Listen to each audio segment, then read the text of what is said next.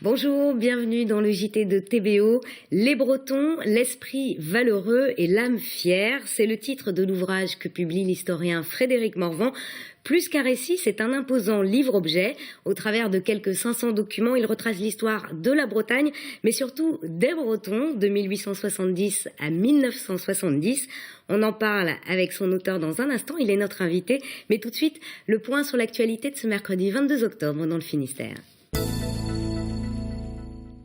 Le pays bigoudin a fait ses adieux ce mercredi après-midi à Maria Lambourg, décédée lundi à l'âge de 103 ans. Elle était l'une des dernières bigoudaines à porter quotidiennement la coiffe. Désormais, que va-t-il rester de ce patrimoine et de cet héritage? Le reportage de Sophie Lecroisier à Pont-l'Abbé. La dernière génération de bigoudaines en coiffe est née dans les années 1920. Depuis, le nombre de femmes portant la coiffe diminue chaque année. L'âge d'or de la bigoudaine, qu'on pouvait croiser à chaque coin de rue de Pont-l'Abbé, est donc antérieur au XVIIIe siècle. À l'époque, la coiffe est petite, pas plus de 10 cm. Elle finit par prendre de la hauteur, jusqu'à 35 cm en 1930. 10 ans plus tard, la coiffe et l'habit traditionnel de la bigoudaine sont délaissés pour une mode plus urbaine. C'est sûr que ça va se terminer un jour, mais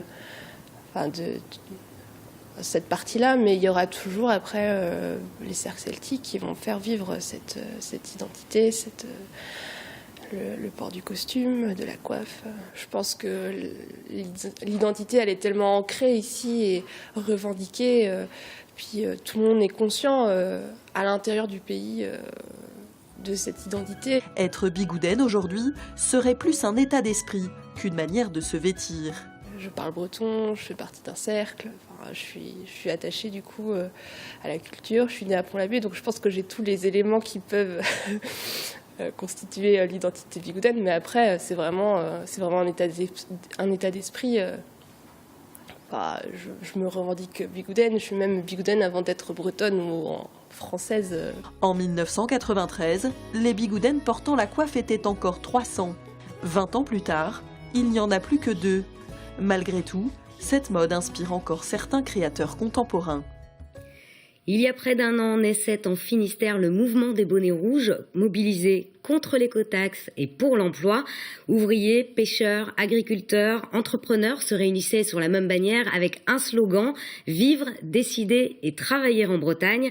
Un an après, que reste-t-il de ce mouvement? Enquête Guy Abalin. C'était il y a un an, le 26 octobre 2013, des centaines de personnes manifestaient devant le portique Écotaxe de Pont-de-Buis. Une manifestation qui dégénérera, faisant un blessé grave.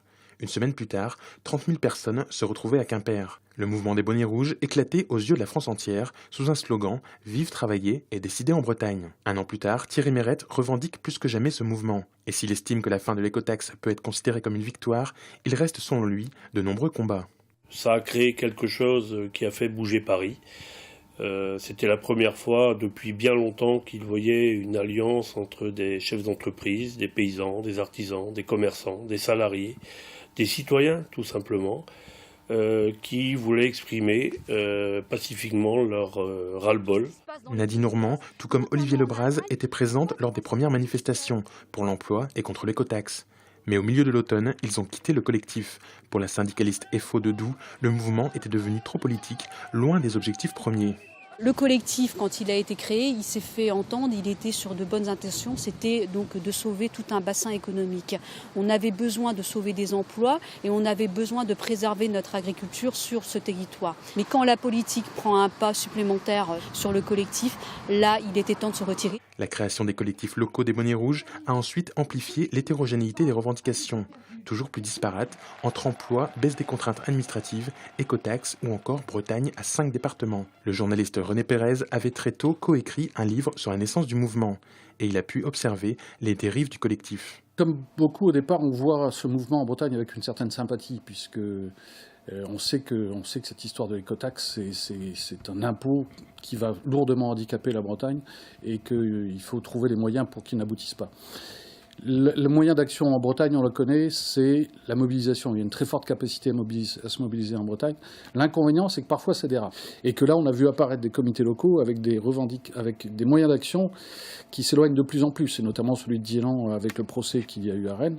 On s'est rendu compte quand même que leur motivation était peut-être celle qu'on entendait, mais que leur moyen d'action s'apparentait plus à des apprentis terroristes qu'un mouvement revendicatif. Le 30 octobre prochain, le collectif des Bonnets Rouges a prévu une nouvelle manifestation. Ce sera devant le tribunal de Brest, en soutien à 7 personnes accusées d'avoir fait tomber le portique écotaxe de Guitlan en août 2013. À présent, place à notre invité, Frédéric Morvan, bonjour. Bonjour. Alors, vous êtes historien et vous publiez un volumineux livre-objet baptisé « Les Bretons, l'esprit valeureux et l'âme fière ». Alors, avant d'évoquer son contenu, parlons de la forme. Pourquoi un livre-objet ? Alors, pourquoi la forme ? Le but, c'était que le livre soit attrayant, distrayant, ludique, parce qu'un livre sur les Bretons, un énième livre sur les Bretons, où il y aurait simplement des photos, ce serait un livre ordinaire, même s'il est extrêmement beau, et même s'il est très très fier. Et je remercie Michel Lafon pour ça, parce que c'est vraiment un beau travail. Mais avec les documents en plus, parce que comme je suis un ancien chercheur au CNRS, toucher le document, l'objet, ça m'a toujours éveillé des sentiments, des éléments de passion qui font que là, je vois par exemple, j'ai un enfant de 11 ans qui a regardé le livre. C'est un livre d'histoire, et normalement il tourne les pages, et là il a pris les documents.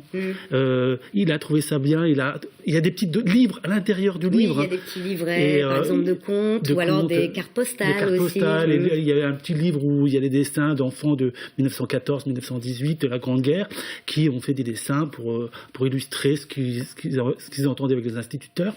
Et il a regardé, et ça, j'ai trouvé ça exceptionnel. C'est une manière de rendre accessible son contenu justement à un plus large public. Exactement, intéresser les gens, attirer les gens et leur faire comprendre que maintenant, grâce aux nouvelles technologies, aux nouvelles techniques, on peut faire des facsimilés à l'identique, parce qu'ils sont à l'identique. Et ce sont des faux, hein. Et donc on peut les toucher, on peut les regarder, on peut les palper, on peut les retirer des petites pochettes, et ça, j'ai trouvé ça extraordinaire. Alors parlons du contenu, justement. Vous décortiquez dans ce livre un siècle d'histoire bretonne, de 1870 à 1970. Pourquoi cette période précisément ? Alors parce que c'est en fait la période la plus importante de la création de la République française. On pense que la République française a commencé à la Révolution française. Ce n'est pas vrai. Ça a commencé en 1875 à peu près, quand la monarchie a abandonné la partie, et les Bretons ont intégré cette République. Ils ont mis comme d'autres Français, ils ont mis du temps pour l'intégrer. Et quand ils l'ont intégré, ils l'ont bien intégré. Aujourd'hui, on voit maintenant d'importants ministres qui sont bretons, mais c'est pas nouveau, hein. C'est dans l'entre-deux-guerres, il y avait beaucoup de ministres qui étaient bretons, et même dans les années 1880, vous aviez des ministres qui étaient bretons, le plus célèbre étant Aristide Briand, qui a été prix Nobel. Alors, vous découpez ce livre en 4 grands chapitres. Le premier s'intéresse aux traditions, 2 autres s'intéressent à s'ouvrir au monde et sous le même drapeau, donc qui traite des guerres, et le dernier, la période d'après-guerre jusqu'à 1970. Côté tradition, il y a beaucoup de choses. Il y a par exemple la recette du kika-farce. Vous parlez aussi de religion, de mode de vie, de coiffe bretonne. On vient de voir là par exemple un reportage sur la disparition de la dernière bigoudaine apportée quotidiennement à la coiffe. Qu'est-ce que ça vous inspire ? C'est une évolution normale. Au XIXe siècle, partout en Europe, on portait une coiffe. Les hommes portaient un chapeau. Maintenant, on ne le porte plus. Même si ça revient, puisqu'on voit de plus en plus de jeunes avec des casquettes. Le chapeau a disparu, mais maintenant c'est une casquette qui revient. Mais c'était très très important. Les coiffes étaient extrêmement importantes parce qu'elles déterminaient votre niveau dans la hiérarchie sociale, mais aussi le lieu géographique où vous habitiez. Est-ce que le mouvement des Bonnets Rouges, dont on vient de voir également un reportage, exprime cet esprit valeureux et cette âme fière de l'identité bretonne que vous décrivez aussi dans votre livre ? Au départ, si je me souviens bien, les bonnets rouges, c'était une lutte contre un impôt. Et très très très vite, on voit ce courage, parce qu'il y a eu du courage, affronter les CRS. C'est pas évident, surtout que moi je les ai vus, hein, moi je les appelais ninjas parce que ça faisait un peu peur. Et donc il y a un courage, un esprit valeureux, et face à l'adversité, on s'unit. Il y a un esprit communautaire qui se crée. Bon, après, on dira ce qu'on voudra des bonnets rouges, hein, peu importe. Mais c'est vrai que il y a un esprit valeureux. Les Bretons, d'après ce que j'ai analysé en travaillant sur ce sujet, sont légitimistes. Progressistes, mais ils n'aiment pas être bafoués. Ils n'aiment pas ils peuvent obéir, pas de problème, mais quand on cherche à atteindre l'esprit communautaire, ça va moins bien. Les Bretons sont intégrés à la République française. Le livre le montre très nettement, mais il ne faut pas aller trop loin. Eh bien, merci Frédéric Morvan. Effectivement, ce livre donc s'intitule Les Bretons, l'esprit valeureux et l'âme fière, un volumineux livre-objet donc qui compile quelques 500 documents, dont beaucoup d'inédits également. Merci à vous. C'est la fin de ce JT. Merci de nous avoir suivis. On se retrouve demain à 18h30 pour un nouveau point sur l'actualité locale et régionale. Bonne soirée sur TBO.